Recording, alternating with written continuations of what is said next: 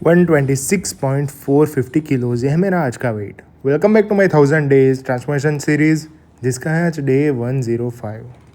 तो भाई सुबह 5:30 को मैं जिम जाने के लिए निकल जाता हूँ। थोड़ा कार्डियो, स्ट्रेचिंग और वार्म अप करने के बाद वर्कआउट चालू कर देता हूँ। आज बारी है बैक और बाइसेप की। और भाई कल जो इन्होंने मेंटेनेंस के लिए जिम बंद रखा था, इन्होंने नई लाइटें लगाई हैं और भाई क्या कमाल लग रही हैं भाई। जिम का पूरा लुक बदल गया है और नई ग्रिप्स भी लाए हैं भाई बैक के वर्कआउट के लिए, लैट पुल डाउन के लिए। तो भाई मैंने इस्तेमाल की, मुझे तो बढ़िया लगी भाई। और आज मैंने किए बैक के 4 वर्कआउट और बाइसेप के 2 वर्कआउट।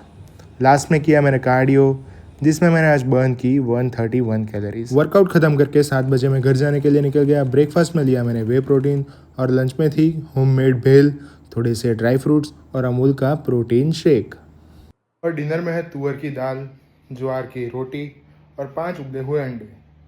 तो भाई इसी के साथ आज की वीडियो को यहीं पे समाप्त करते हैं। मिलेंगे कल नई वीडियो में नई एनर्जी के साथ। तब तक के लिए जय बजरंगबली, गुड नाइट।